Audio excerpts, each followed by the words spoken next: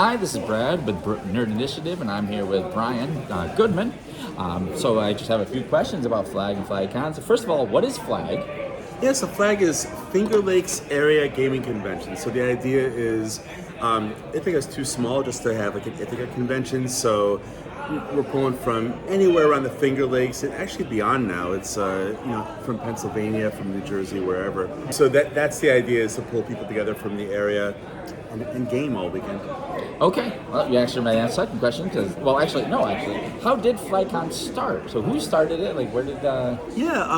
We started just after the pandemic, and we had a first thing.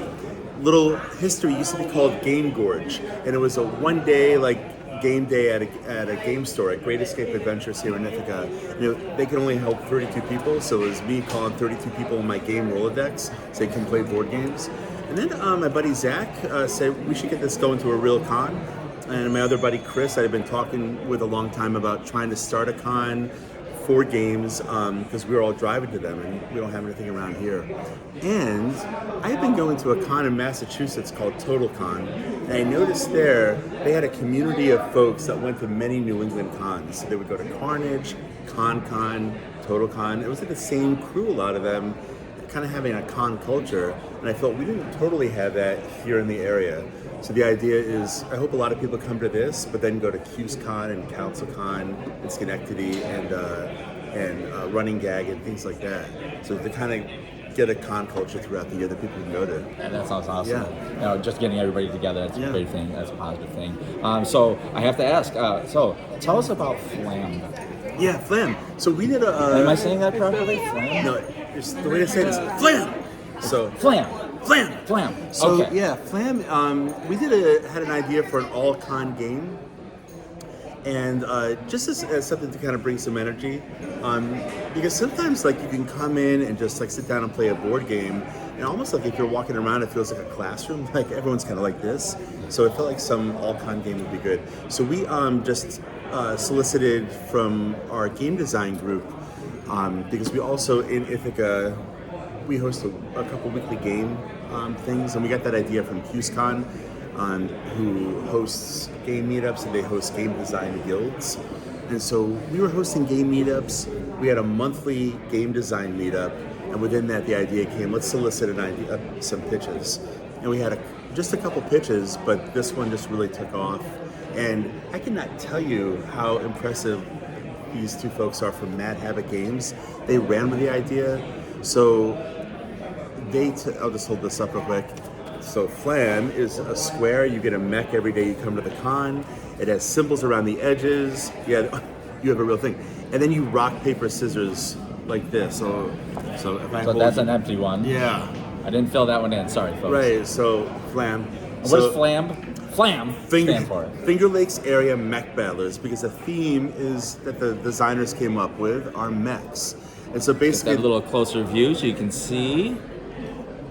It's actually like this, I think. So I'm going to point, those symbols would be at the edge here. So these are shields for defense, triangles for attack. And so basically, I would have the same thing on mine. We go 1, 2, 3, flare! And then we resolve the match. And you do a best out of 3. But the unique face thing... down towards the opponent, and then we're going to show down at the same time. There's going to be 3 fights. That makes up a battle.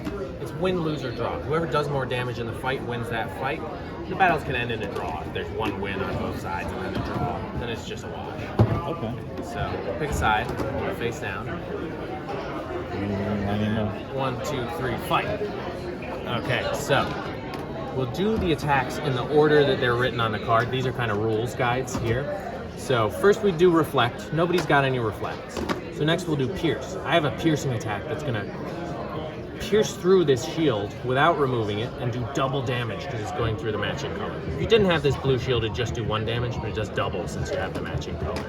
So that's a melee attack. I've got a quad leg base that has an anchoring piton that I fired through.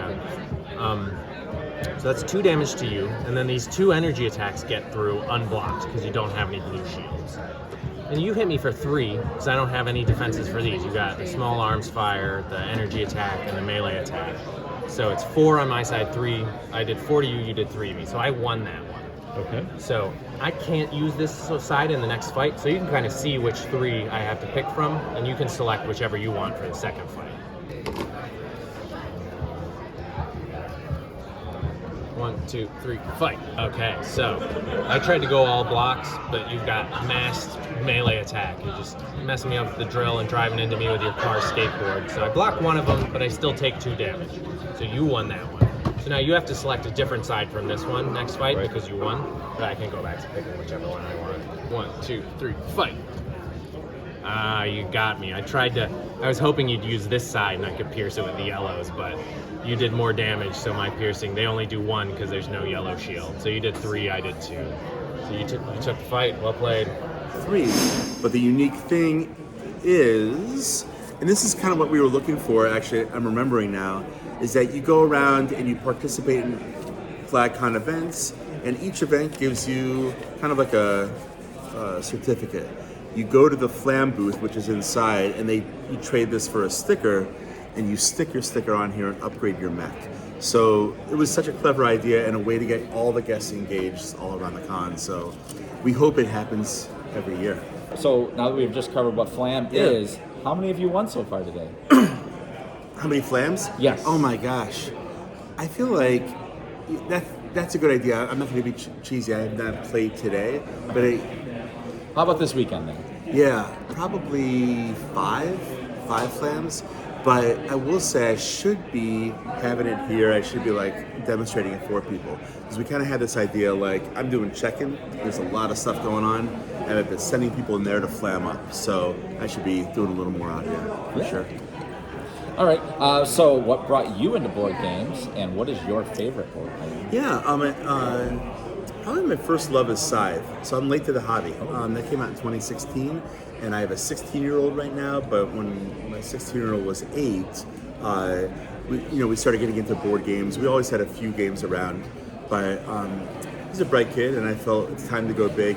And we got this big game Scythe. And I think that brought a lot of people into the hobby. I mean, I think there have been different things that have brought people in, but in 2016, that and Terraforming Mars were the 2 big games that brought a lot of folks in that year. And so that was my first love, and I still love Scythe. And I guess from there it just developed. All right, and then Brad, do you know Scythe? I do not know Scythe, actually. I'm not familiar with that one. I'm not normally into the bigger games, but I have learned a couple of the bigger games here. I got to learn Eclipse. I've played a little bit of Agricola earlier, yesterday, and I just learned Concordia just a little bit ago. So Eclipse is more of a space battle type thing, and we're trying to take over the universe. Concordia is you are trading in ancient Rome, and so you're learning about different things there. And Agricola is you're buying and selling wine, and trying to you're a vintner in a little culture in a little area. So Scythe in the history of board gaming is really fascinating. It kind of was like the pinnacle of the start of the Kickstarter era. So that would be like, I'm going to look online and see these amazing looking mechs and beautiful art and just be like, oh my God, it's amazing. Now, I wasn't on Kickstarter, it came into retail, but that kind of like, wow, this isn't like Candyland, this isn't like a farming theme, this is like, you had this really serious looking 1920s art, and it looked like it was designed by a set designer of a movie. Oh, wow. And so the art of that, the production, now it's very commonplace 8 years later, but then it was enough to suck somebody in, it was a big game. You should try Scythe. It's cool. Okay, yeah. If I see somebody sitting down with it, maybe I'll give it a shot. Yeah. All right, and then so just we talked about past, present. Now, what about something else for the future? What do you got? Anything big planned for next year's FlagCon? Yeah, I mean, I guess the big decision is whether to grow it. This year, this is our second year, and last year we were in a hotel. And even then we had kind of outgrown it, but it was the biggest space in Ithaca, and we lucked into this place opening just in July. So this is a huge conference center, and it was a great deal. They're bringing a lot of folks, so we are filling almost half of that center. And I would envision in the next few years, one path would be to work toward filling the whole thing, and that would be like, yay, that might be 1,000 people. And that's as big as we want to get. We want to stay a player con.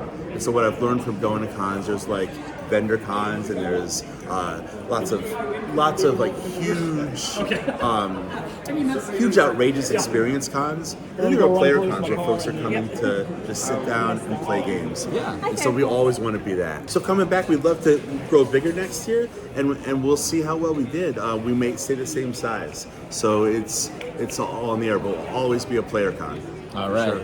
Well, thank you, Brian. See you, Brad. Once again, that was Brad. I'm Brad with their initiative, the home of pop culture positivity. We'll see you next time. Thanks.